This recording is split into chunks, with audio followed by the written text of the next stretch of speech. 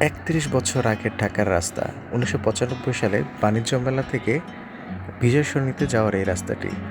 Pedal চালিত রিক্সা ছিল, দেখতে পাচ্ছেন দুপাশে কি ফাঁকা জায়গা, মানুষ নেই বললেই চলে। কি চমৎকার! এখন আছে উড়োজাহাজ চত্বর।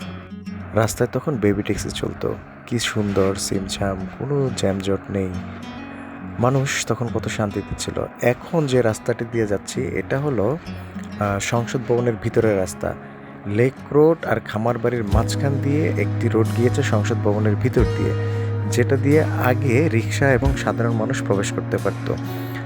এখন যেটা বন্ধ করে দেওয়া হয়েছে, শুধুমাত্র ভিআইপিদের জন্য উন্মুক্ত। এখন একদম সংসদ ভবনের ভিতর দিয়ে রাস্তাটি যাচ্ছে, দেখতে পাচ্ছেন। এখন এটাতে সাধারণ মানুষ কোনোভাবেই প্রবেশ করতে পারে না, অথচ সে ১৯৯৫ সালে এই রাস্তা দিয়ে সাধারণ মানুষ চলাচল করত এবং এই রাস্তা দিয়ে বের হয়ে ওদিক দিয়ে আপনার আসাদ গেটের দিকে বের হওয়া যেত। কি চমৎকার, কি সুন্দর ছিল দিনগুলো। এখন আছি শহীদ প্রেসিডেন্ট জিয়া রহমানের মাজারে, দেখতে পাচ্ছেন শহীদ প্রেসিডেন্ট জিয়া রহমানের মাজারে। এর মাঝে বলে রাখি, ছবি এবং ভিডিওগুলো সংগৃহীত। কি চমৎকার ছিল। তখন একটাই কবর ছিল, শহীদ প্রেসিডেন্ট জিয়া রহমানের কবর ছিল। রিসেন্টলি এখানে প্রাক্তন প্রধানমন্ত্রী দেশনেত্রী বেগম খালেদা জিয়ার কবরও একসঙ্গে সমাহিত করা হয়। মানুষের উপস্থিতি খুবই কম ছিল। এবার খুব ইন্টারেস্টিং একটা ঘটনা দেখতে পারবেন এক বাদাম বিক্রেতার।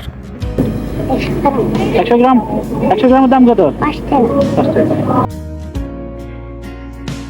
সে সময় জিয়ার মাজারে যাওয়ার জন্য এই ভাসমান সেতুটি ছিল, যা পরবর্তীতে ভেঙে দেওয়া হয় এবং পরবর্তীতে আরও আধুনিক প্রযুক্তির মাধ্যমে, আধুনিক উন্নয়নের মাধ্যমে নতুন সেতু তৈরি করা হয়, যা আপনারা নিচে দেখতে পাচ্ছেন। এই সেই ক্রিসেন্ট লেক, দেখুন কতটা মানুষ কম ছিল এবং বিনোদন ছিল পিওর বিনোদন।